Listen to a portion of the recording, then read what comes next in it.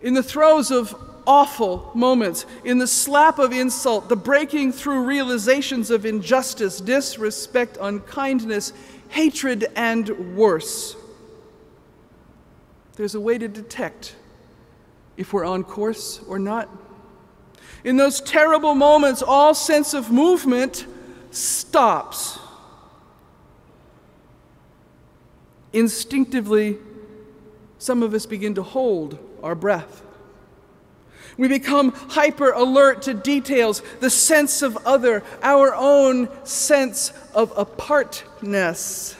Conversation, of course, comes to an abrupt halt as this sense of movement stops, and our brains just want to scream. What did you say? When the attack was made, for me, all motion in that church stopped. I hurried from the building, nearly holding my breath, and that fella at the door said, "See you next week." That question, an invitation, and at once it was an acceptance of the reality that I might not come back. See you next week. And I exhaled. The salvific power of breathing. My first lesson on the beloved community where we walk together through all that life brings. It was just enough to keep us in motion, just enough to keep us in conversation. Within our own religious communities, I fear we have all too many breath-stopping moments. Have you ever heard anyone ask, well, what do they want?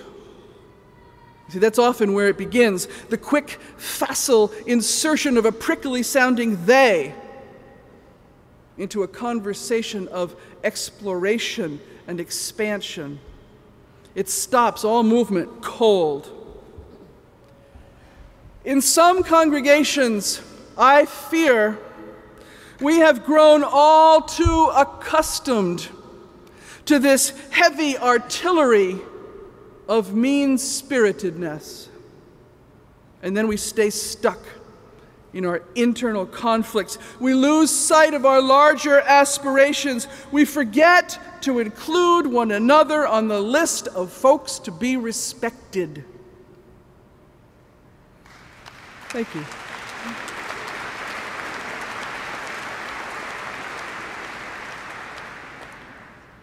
And there are times when we cavalierly toss around flippant comments that hit like nerve bombs.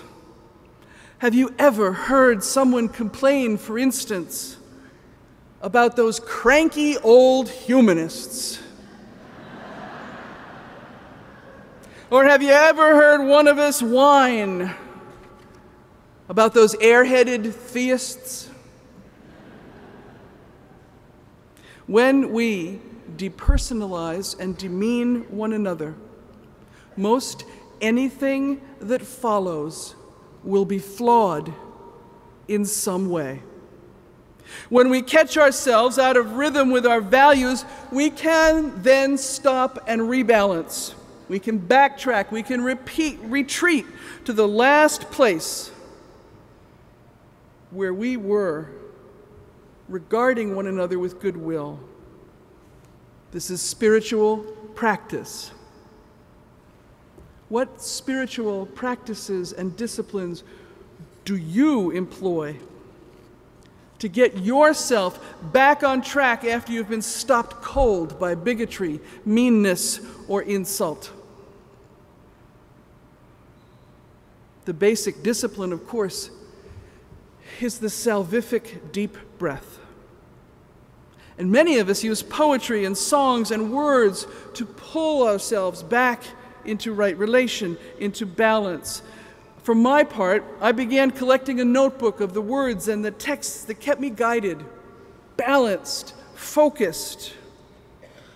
Do you have such a collection for yourself in your spiritual first aid kit? In all the holy words that I've collected, two themes remain strong. First, the movement from I to we, and with it the commitment to stay in motion, to stay the course, to be present until justice is present for all. One such guide on the journey from I to we, of course, is Marge Piercy and her poem titled The Low Road. She chronicles how alone you can fight, but they roll over you. 2 people can keep each other sane. 3 people are a delegation. With 4 you can play bridge. 12 make a demonstration. 100 fill a hall. Her poem concludes, it goes on one at a time. It starts when you care to act. It starts when you do it again after they said no. It starts when you say we, and you know who you mean, and each day you mean one more. These themes, thank you.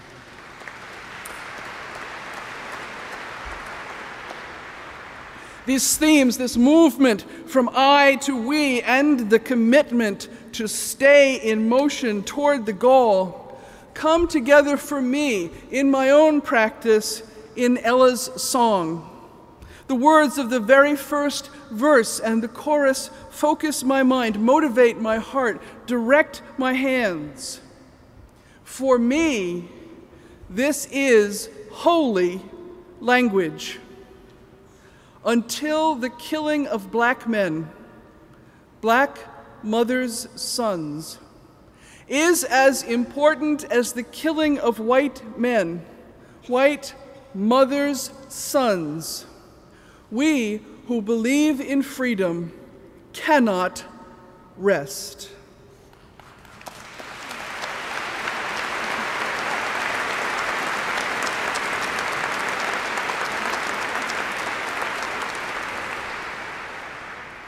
Until we create this place of balance, until we build this culture of inclusion and compassion, until we bring justice down like waters, until the days of our lives are filled with the glory of losing sight of whom to hate, until we regard each other with compassion, until this inherent worth and dignity of each is named and celebrated and practiced and nurtured, until the killing of black men, black mothers' sons, is as important as the killing of white men, white mothers' sons. Please.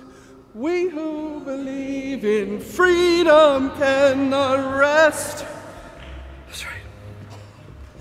We who believe in freedom cannot rest. Let us sing to pray, sing to learn. Until the killing of black men, black mothers' sons, is as important as the killing of white men, white mothers' sons. We who believe in freedom cannot rest. We who believe in freedom cannot rest until it comes. Again with me, please. Until the killing of white men, black mothers' sons, is as important as the killing of white men, white mothers' sons. We who believe in freedom cannot rest. That's right. We who believe in freedom cannot rest until it comes. That's our work.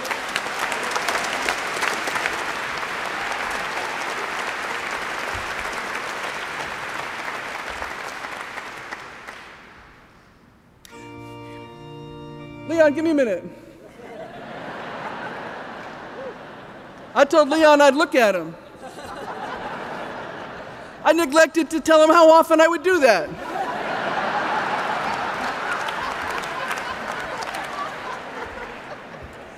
You know, I've heard people say that they are reluctant to invite others to worship at their Unitarian Universalist church, society, congregation, or fellowship.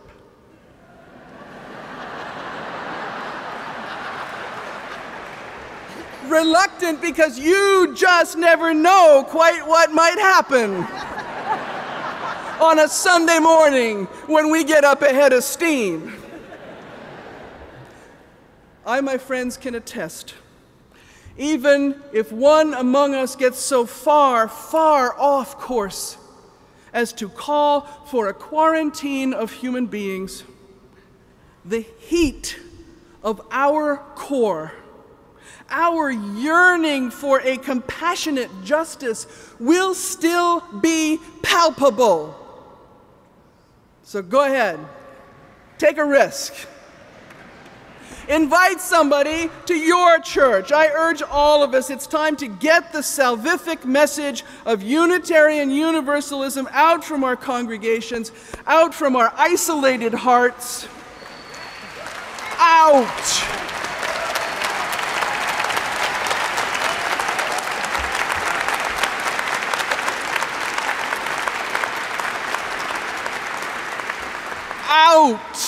Out past our hesitations and limitations and frustrations and complacency and consternations. We need to assist and challenge and comfort a bruised and wounded world.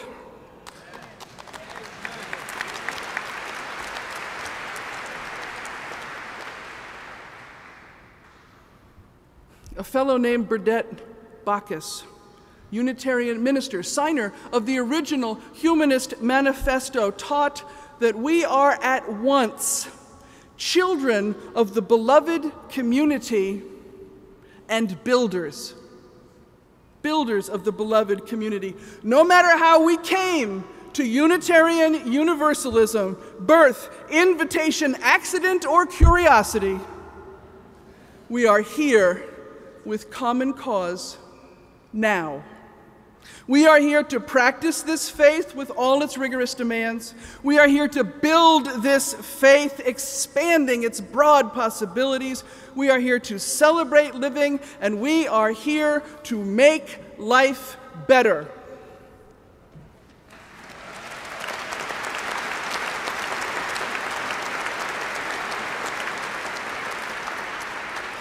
See you next week. See you next week. It is at once a question we each must answer, and it is an invitation we each must extend. As we return to our local congregations, let us expand who we mean by we, each time meaning one more. See you next week? Yeah.